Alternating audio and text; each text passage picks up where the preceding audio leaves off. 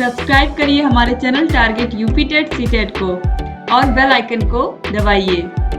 Hello दोस्तों, मैं आनंद स्वागत करता हूं आप सभी का आपके अपने चैनल और app target UP TET CTET. दोस्तों, डीएलएड में एडमिशन के 2023 की जो प्रक्रिया है वह चल रही है और इसमें रजिस्ट्रेशन हो चुका है 31 अगस्त से। अब रजिस्ट्रेशन नहीं हो रहा है और आज आपका स्टेट रैंक जारी हुआ है और अब आपको पता चल चुका है कि आपका कितना रैंक आया है स्टेट में। उसी हिसाब से अब आपकी काउंसलिंग जो होने वाली है उसी रैंक के आधार पे 15 तारीख से आपकी होने वाली है, 15 सितंबर से। अब देखिए क्या क्या डॉक्यूमेंट्स आपके लगने वाले हैं काउंसलिंग में, ये मैं यहाँ पे आपको बताने वाला हूँ। और सभी डॉक्यूमेंट्स यहाँ पे आपको देखिए मैं लिख के इसीलिए आपको बता रहा हूँ कि सारी चीजें आपको अच्छे से समझ में आ जाए और बहुत ही हेल्पफुल होने वाली है वीडियो। तो लगातार आप बहुत ध्यान से देखते रहिए। अब देखिए यहाँ पे आपने अपना स्टेट का रैंक देख लिया है। अब ये स्टेट रैंक देखने के बाद जो प्रोसेस होता है, ये प्रोसेस होगा अब चॉइस फिलिंग का। अब चॉइस फिलिंग के लिए आपको एक फीस देनी होगी 5,000 रुपए की। यहाँ पे आप डिटेल्स में देखेंगे तो पेपर में ये कटिंग आया था जिसमें पूरी प्रक्रिया के बारे में यहाँ पे दिया गया है। तो पहले इसी को हम लोग देख लेते हैं कि पूरी प्रक्रिया है क्या, उसके बाद डॉक्यूमेंट्स मैं आपको बताता हूँ। तो देखिए इस बार जो है सीट लॉक करने के लिए पहली बार दूसरी काउंसलिंग में भी मौका दिया जाएगा, ठीक है। तो पहले क्या होता था कि आप एक ही काउंसलिंग में पार्ट ले सकते थे। अभी मैं आपको इससे पहले बता दूं कि इस बार जो है वह 2 बार में 2 शिफ्ट में आपकी काउंसलिंग होने वाली है। पूरी न्यूज आप ध्यान से पढ़िए तो आपको सारी चीजें समझ में आएंगी। देखिए diploma in elementary education DElEd 2023 में प्रवेश के लिए ऑनलाइन आवेदन प्रक्रिया पूरे होने के बाद 12 सितंबर यानी आज को स्टेट रैंक जारी कर दिया। स्टेट रैंक के आधार पर काउंसलिंग में आने वाले अभ्यर्थियों को प्रशिक्षण संस्थान का विकल्प भरने के लिए, मतलब कि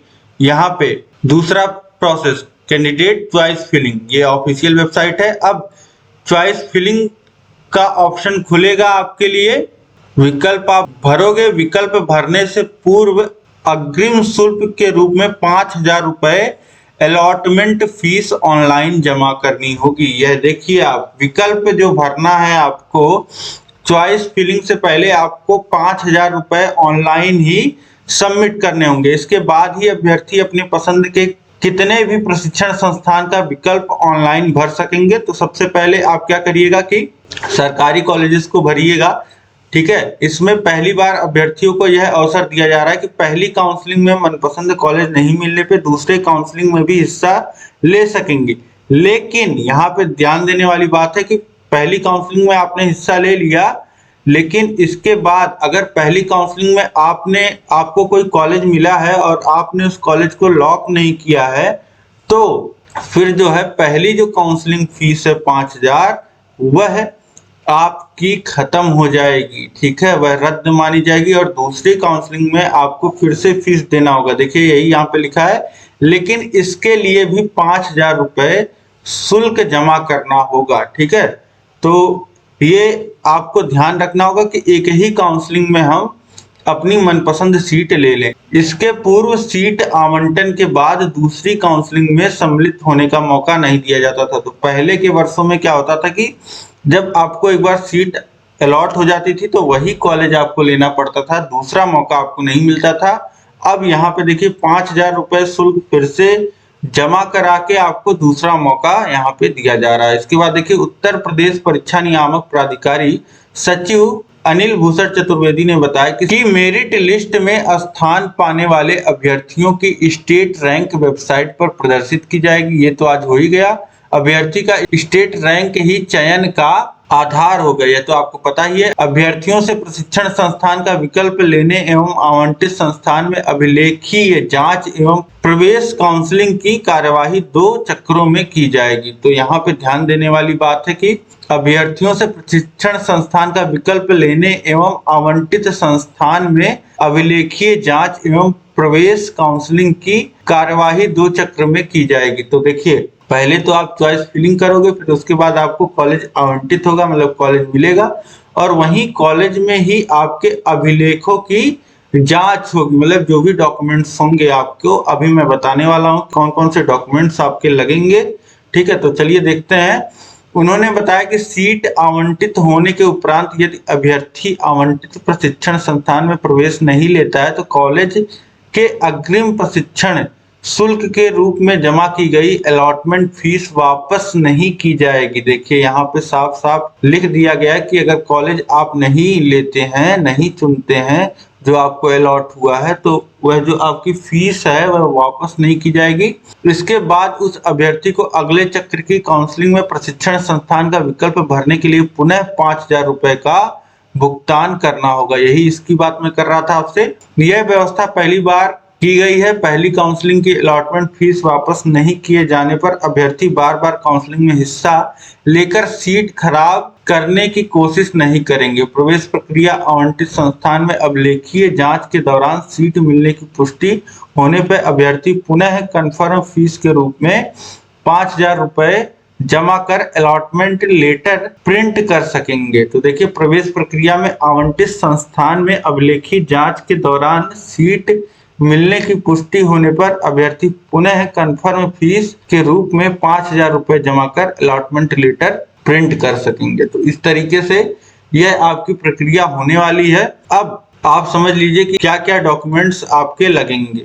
तो देखिए, डॉक्यूमेंट्स अभी तो आपके काउंसलिंग में ऑनलाइन में कुछ नहीं लगेंगे, बस ऑनलाइन में आपको बस चॉइस फिल करना होगा, यानी कि आपको कौन सा कॉलेज चाहिए यह आपको बताना होगा। कॉलेज कोड का आप बेशक बहुत ध्यान रखिएगा। ठीक है, तो अब चलिए देखते हैं डॉक्यूमेंट क्या क्या आपको चाहिए होगा।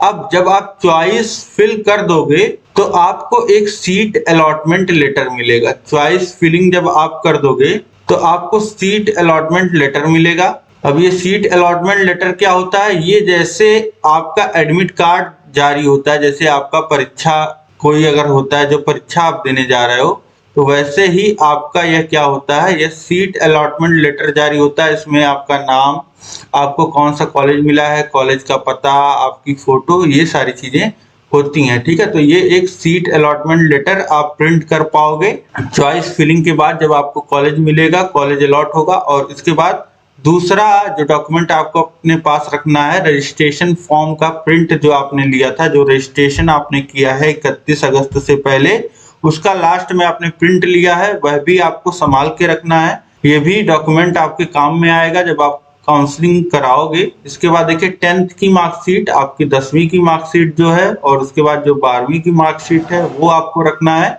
और आपको ओरिजिनल दिखाना होता है, जब आप कॉलेज जाओगे तो ओरिजिनल डॉक्यूमेंट भी आप लेकर के जाओगे। इसके बाद देखिए, 5वां है ग्रेजुएशन मार्कशीट। अब जब आपने ग्रेजुएशन में जो भी किया है, बीए, बीएससी, इसका जो है वह आपको मार्कशीट चाहिए होगा। अगर आपके पास ओरिजिनल मार्कशीट है तो ठीक है, नहीं तो जो ऑनलाइन आपकी मार्कशीट आई है, ऑनलाइन मार्कशीट पे आप साइन कराओगे अपने कॉलेज से। ठीक है, तो अटेस्टेड आपकी मार्कशीट होनी चाहिए। और इसके बाद देखिए, टीसी और सीसी, यानी कि आपके पास ट्रांसफर सर्टिफिकेट और कैरेक्टर सर्टिफिकेट आपका लगेगा, जो आपको कॉलेज से मिल जाएगा। और इसके साथ ही आपका लेटेस्ट कास्ट सर्टिफिकेट आपको चाहिए, जो आपका जाति प्रमाण पत्र है, चाहे आप ईडब्ल्यूएस लगा रहे हो, ओबीसी कैटेगरी से आप बिलोंग करते हो, या फिर आप एससी एसटी कैटेगरी से बिलोंग करते हो, ये आपको चाहिए होगा कास्ट सर्टिफिकेट।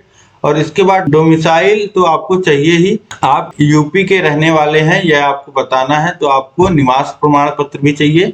इसके बाद देखिए, आय प्रमाण पत्र, अगर आप इनकम सर्टिफिकेट लगा रहे हो तो आय प्रमाण पत्र भी आपको चाहिए, और ये आगे स्कॉलरशिप में भी आपके काम आता है। और 10वां देखिए है हेल्थ सर्टिफिकेट। आपको हेल्थ सर्टिफिकेट की भी आवश्यकता होगी, खासकर अगर आपको डाइट मिलता है तो डाइट में हेल्थ सर्टिफिकेट लगता है। वहां पे आपका हेल्थ सर्टिफिकेट कहाँ से मिलेगा? आपके जितने भी सरकारी अस्पताल होते हैं वहां से आप 1 रुपए की पर्ची कटाओगे, और इस समय जो भी पर्ची आप कटाओगे पर्ची कटाने के बाद वहां से प्रोसेस होता है, वहां आप जाकर के समझ लीजिएगा, आपका सर्टिफिकेट बन जाएगा। इसके बाद देखिए, पासपोर्ट साइज फोटो आप रखिएगा, कम से कम एक ही फोटो के 8-10 कॉपी आप रखिएगा अपने पास, जिससे कोई दिक्कत ना हो आपको। जहां भी फोटो लगानी हो पर्याप्त मात्रा में आपके पास फोटो हो। अब इस तरीके से आप पूरा प्रोसेस समझ चुके होंगे, क्या डॉक्यूमेंट्स लगने वाले हैं, कैसे आपका एडमिशन होने वाला है डीएलएड में। तो इस तरीके से आप सारी चीजें समझ गए होंगे। कहीं भी कोई भी दिक्कत अगर आपको आए तो आप कमेंट करके मुझसे पूछ सकते हैं, आपको रिप्लाई जरूर मिलेगा। और इसी तरीके से इंफॉर्मेशनल वीडियोस के लिए और आपका पूरा सिलेबस हम लोग पढ़ाते हैं डीएलएड का। और आपके जितने भी प्रीवियस बैचेस हैं, आप 2017 बैच से ही देखते आओगे, 2017 बैच से ही हम लोग पढ़ा रहे हैं। तो बहुत सारे आपके सीनियर्स हमसे पढ़ चुके हैं, और आप किसी से भी पूछोगे तो आपको बताएगा कि डीएलएड का जो नंबर 1 चैनल है वह आपका टारगेट यूपी टेट सीटेट है, और यहीं से सभी लोग पढ़ के बहुत अच्छा स्कोर कर रहे हैं अभी तक। तो आपको भी यहीं से चैनल से पूरी हेल्प मिलेगी, पूरी हेल्प की जाएगी। और इस वीडियो को देखिए, आप अधिक से अधिक शेयर कर दीजिए, जो लोग भी डीएलएड में एडमिशन लेना चाहते हैं इस बार। और जो भी आपकी दिक्कतें हैं आप कमेंट करके बताइए। और चैनल को अभी तक अगर आपने सब्सक्राइब नहीं किया है तो चैनल को सब्सक्राइब कर लीजिए। उसके बगल है बेल आइकन, उस पर ऑल सेलेक्ट कर लीजिए, ताकि सभी नोटिफिकेशंस आपको मिलती रहें। और इसी तरीके से आप हमसे जुड़े रहिए। मिलते हैं हम लोग नए इंफॉर्मेशनल वीडियो में। जय हिंद।